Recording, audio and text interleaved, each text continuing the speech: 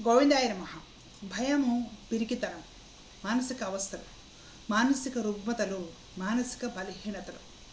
చాలామందిలో చదువుకునే వాళ్ళల్లో కూడా మనకు ఈ భయం కనపడుతూ ఉంటుంది, పిరికితనం కనపడుతూ ఉంటుంది. తద్వారా ఇంట్లోనూ రాణించలేరు, బయట అసలే రాణించలేరు.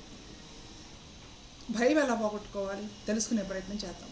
మనకి ఆధారంగా ఏం చెప్తారంటే, భయం పోవాలంటే ఆంజనేయ స్వామి దటకం చదువుకోండి, హనుమాన్ చాలీసా చదువుకోండి, లేదంటే ఆంజనేయ స్వామిని స్మరించండి, లేదా ఫలానా దేవతల స్తోత్రాలు చదవడం వలన భయం అనేది లేకుండా పోయి జీవితంలో చాలా ధైర్యంగా ఉంటారు, ముందుకు వెళ్ళగలుగుతారు. ఇవన్నీ కూడా ఒక మనిషి జారి పడిపోతుంటే పట్టుకోవడానికి ఒక ఆలంబనలు, ఒక ఆధారాలు. వాడన్నిటిని మనము కాదని చెప్పడానికి లేదు. ఒక మనిషి ఒక బురదలోనో నీళ్ళలోనో జర్రుని జారుతాడు అనుకోండి, అది జారే వాళ్ళకి ఒక ఆధారం దొరికింది. ఒక పక్కన ఒక పెద్ద కర్రో కట్టో లేదంటే ఏదైనా ఒక చైనో దొరికింది, అది పట్టుకుంటాడు. పట్టుకొని ఆ కాసేపు జారకుండా రక్షించుకోవడానికి ప్రయత్నం చేస్తాడు. అది మంచి పద్ధతి. కానీ భయం పోగొట్టుకోవడానికి అనేసి నేను హనుమాన్ చాలీసా చదువుతున్నానండి, లేదా నాకు చాలా భయం అండి, ఆ భయం ఉన్నప్పుడు నేను ఆంజనేయ స్వామి వారిని తలుచుకుంటూ ఉంటానండి అని చెప్పిన వ్యక్తి 20 ఏళ్ళప్పుడు ఆ మాట చెప్పి, 40 ఏళ్ళు వచ్చాక ఆ మాట చెప్పి, 60 ఏళ్ళు వచ్చాక ఆ మాట చెప్తున్నాడంటే ఆంజనేయ స్వామి ఉపయోగపడలేదని, లేదంటే ఆంజనేయ స్వామిని చూసి నేర్చుకోవాల్సిన విధంగా ఇతడు నేర్చుకోలేదు, ట్రైనింగ్ తీసుకోలేదు అని అర్థం చేసుకోవాలి మనం. మరి నీవు ఏ విధంగా సాధన చేయడం వల్ల, ఎలా నిన్ను సంస్కరించుకోవడం వల్ల ఈ భయాన్ని విడిచిపెడతావు? ఈ భయం అనేది రకరకాలుగా ఉంటుందండి. ఇంట్లో సహజంగా మహిళలకి కొన్ని రకాల భయాలు ఉంటాయన్నమాట. ఏదైనా సరే రెగ్యులర్గా యాక్సిడెంట్ న్యూస్లు చూసారనుకోండి, భర్త అనేవాడు ఉద్యోగం చేయడానికి బయటకు వెళ్ళాడు, జాబ్ చేయడానికి బండి మీద వస్తూనో కారులో వస్తూనే గుద్దేస్తున్నాయంట, ఇంటికి వస్తాడో రాడో క్షేమంగా దేవుడా అనేసి భలే భయం. కొందరు భయస్తులైన భార్యలు ఉంటారన్నమాట. 5 నిమిషాలకు ఒకసారి భర్త ఆఫీస్లో ఉన్న, అర్జెంట్ మీటింగ్లో ఉన్న, ఇంకేదైనా హడావిడి పనిలో ఉన్న, రోడ్ల మీద ఉన్నా కూడా ఫోన్లు చేస్తూ ఉంటారు అన్నమాట. ఎక్కడున్నారు, బాగున్నారా, అది ఇది అనుకుంటారు. పాపం వాళ్ళు అలాంటి భయస్తులైన భార్యలను భరిస్తూ ఉంటారు. అలాగే పిల్లల విషయంలో భయం.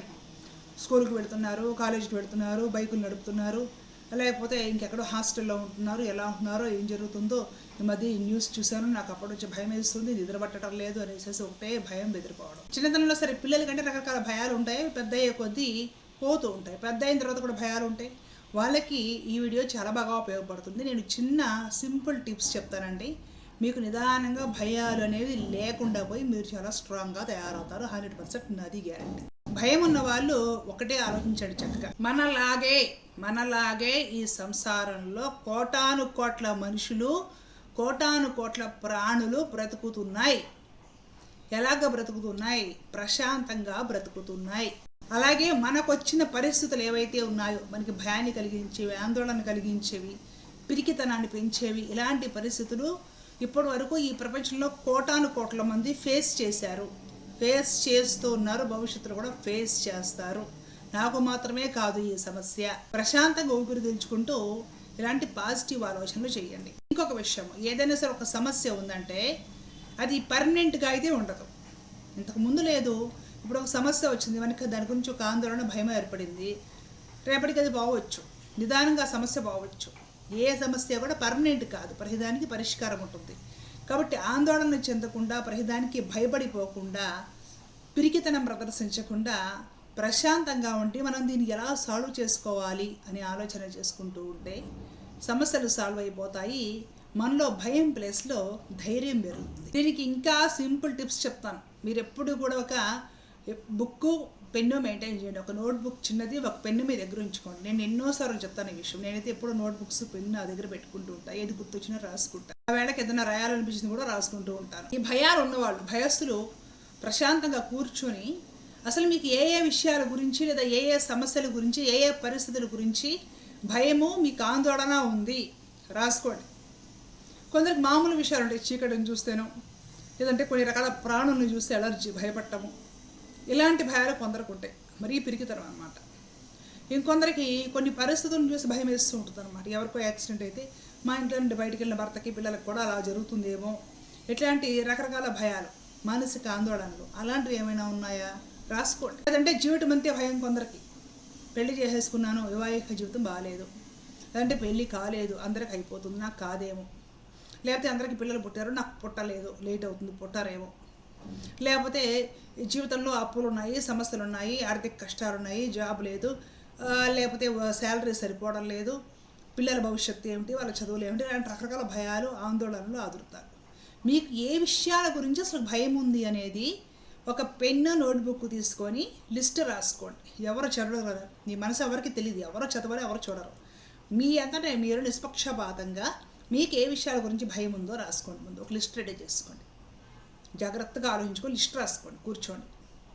ఇంగ్లీషో తెలుగో మీకు ఏ భాష వస్తే ఆ భాష. తర్వాత లిస్ట్ చదువుకోండి. ఈ విషయాలు, ఇవి సమస్యలు, వీటిల్లో తేలిగ్గా అంటే అక్కర్లేని భయాలు ఏమన్నా ఉన్నాయా? చీకటిని చూసి భయపడటము, వర్షం అంటే భయము, పిడుగుల శబ్దం భయము, లేదంటే ఇంకేదో భయము, ఇలాంటి కొన్ని రకాల వాతావరణ పరిస్థితులు ఇలాంటివి చూసినప్పుడు కొంత భయం అనిపిస్తుంది. ఇవి సిల్లీ థింగ్స్. వీటి గురించి ప్రాక్టికల్గా ఆలోచించే ప్రయత్నం చేయండి. 1-2 సార్లు ధైర్యం చేసి పిడుగులు పడే శబ్దాన్ని మీరు వినండి. ఏమవుతుంది? పెద్ద తుఫాను వస్తుంది, చూడండి, కిటికీ తీసేసి ఆ తుఫాను కాసేపు చూస్తూ ఉండండి, ఏమవుతుంది?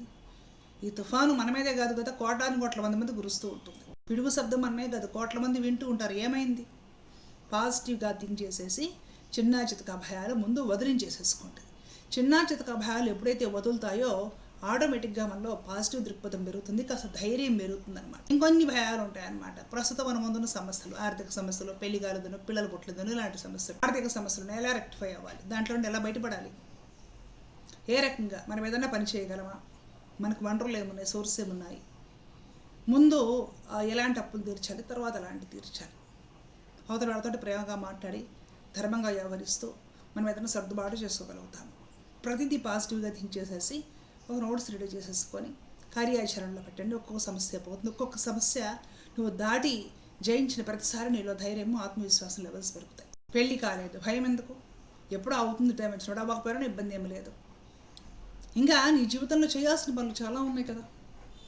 మంచి ఒక భవిష్యత్తును ఏర్పరచుకోవాలి, నీ ప్రణాళికాబద్ధంగా కెరీర్లో ముందుకు వెళ్ళాలి, మంచి ఆరోగ్యం మీద దృష్టి పెట్టాలి, ఆనందంగా ఉండాలి, చుట్టూ ఉన్న వాళ్ళని ప్రశాంతంగా ఉంచాలి. ఇలాంటి విషయాల మీద దృష్టి పెట్టి ఇంప్లిమెంట్ చేసుకుంటూ నీ ఆలోచనలను, అలాగే నీ యాటిట్యూడ్ని, నీలో ఉండే మంచి టాలెంట్స్ అన్నీ కూడా ఇంప్రూవ్ చేసుకుంటూ వెళ్ళాలి. పెళ్ళి ఆ టైంకి ఎప్పుడో అవుతుంది. ఒక విషయాన్ని భూతద్దంలో పెట్టి చూసి ఇది నాకు అవ్వలేదు, నా జీవితంలో జరగలేదు, నాకెలా జరుగుతుందని ఆలోచించే కొద్దీ మీలో భయాలు, ఆందోళనలు పెరిగిపోతాయి. దాన్ని వదిలేసి మీ పనులు మీరు చేసుకుంటూ వెళ్ళండి.